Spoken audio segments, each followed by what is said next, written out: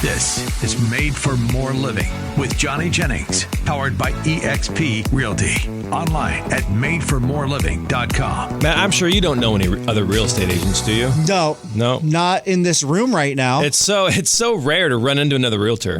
Yeah, for sure. So You're being sarcastic, obviously. Everyone and their brother knows someone. I think at least 10? That's the average is 10. Yeah. So when I'm meeting with sellers or meeting with people, they're like, "Oh, I know somebody." I'm like, "Well, I hope you do, because if you don't, then we got bigger problems, right?" Right. You should know at least 10 realtors.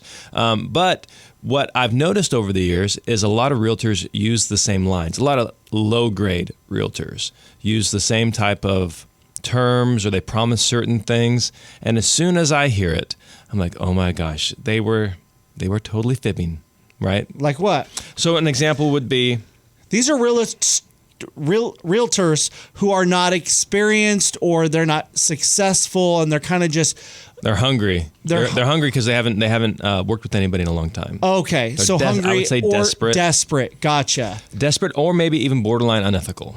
Wow, So really? These are some lines where if you hear it, if somebody tells you this, you need to do some digging. Because it might be genuine, it might be sincere, it might be true, but more often than not, it's a load of horse pucky. Oh, wow. Okay, let's hear it. So one of them would be, hey, I have a strong social media presence. Like I'll be able to find you off-market deals. I'll be able to sell your house better because I have an Instagram account.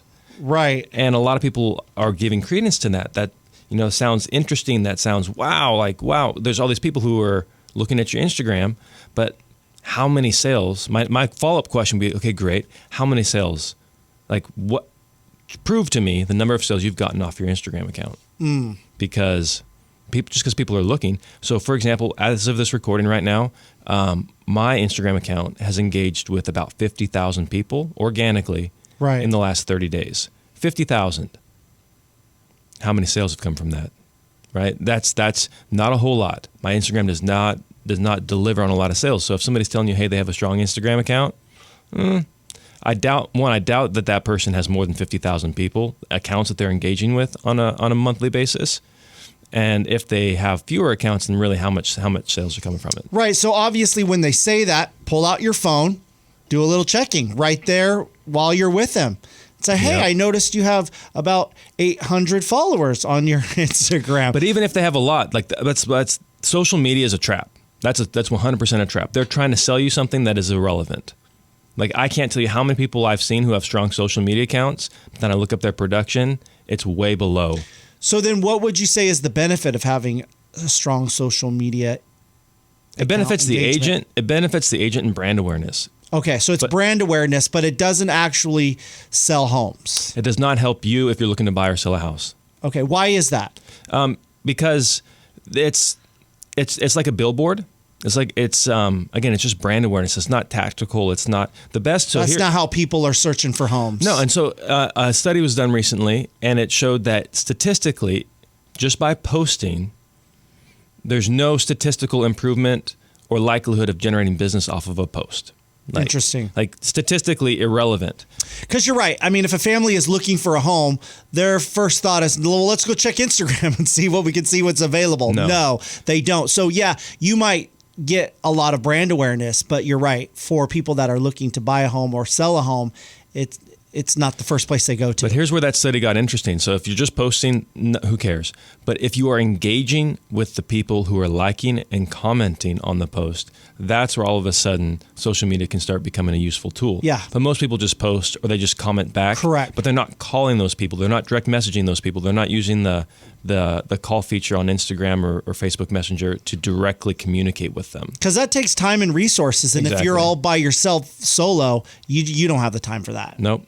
And so what's another line? So there's that one. There's the list of off-market properties. Hey, I have a list of off-market properties. Everybody, I think that's very popular. Some people even put it on their signs. Come by for a list of off-market properties. Mm-hmm. And so there are lists out there. Like we have a list of over 80 off-market properties. So it's a significant number. But these are properties that are not on the MLS. Correct? Yep. They will be coming on the MLS, or they may never hit the MLS depending on what the client wants. So we do have like over 80, which is a sizable list. Right. But if somebody's talking to you, I would ask, how many are on the list? Right. Like, how many do you have? Like 2? I don't care about your 2. You know, you got one in Antelope and you got one in That's a list technically if it's more than one. But that's my point. So the whole idea behind this is like what's being said and what's reality. I have a lot of social media. I have an off-market list. What's the reality? And then I can get you a deal. Hey, I'm well connected. I can get you a deal. Like these are things that you need to drill down on and quantify. Sure, because they seem enticing, especially if you're looking for a good deal. Hey, I've got the list of the off-market properties. You know, I'm going to sell your home because I've got a strong social media presence. You know, I've got all the hookups. It sounds enticing, but you can't be dumb. You got to be a savvy consumer. Yep. When it comes to this most important transaction of your life, do some digging. You got to do some digging. A lot of people say, hey, I have a database of buyers. Great. How many buyers? Like, what does this mean, a database? Like at the Made for More team, we have over 15,000 buyers in our database. Okay, that's great. What are you going to do to reach them? Right. So what we'll do is we have a team of people who work for us. They will segment that list down based off bed, bath, location, price, and they will segment that list down, and they'll actually call those people. Like, is your typical realtor going to do that? No. And the biggest one that I know the agent is lying when I hear this, whether it's a property manager, whether it's another real estate agent, is when we have somebody that comes to us, like they've agreed to work with us to sell their home, and then they say, hey, you know what? I just ran into so-and-so. They said they have a buyer. When somebody says they have a buyer, instant red flags. Now, why? Because if you have a buyer, write the offer. I don't understand what the benefit is of talking about an offer. Like you have a buyer. So this is a realtor who has not signed anything or developed a relationship with you. They are not your agent, but they're telling you they already have a buyer. So oftentimes these people have been interviewing other agents, and then they meet us and they agree to work with us. So they sign a listing agreement. And then they're going, oh, well, so-and-so said they had a buyer, or so-and-so said they had a buyer, or I might not work with you because this other person said they had a buyer. And as soon as I hear that, I'm like, well, shoot, why have they not brought this buyer to the table? Right. Like what's holding? So again, drill down a little bit deeper on those one-liners. Specifically, my agent says they have a buyer. Okay, Matt, it is no secret this time of year can get a little bit stressful because there's so much that you need to do.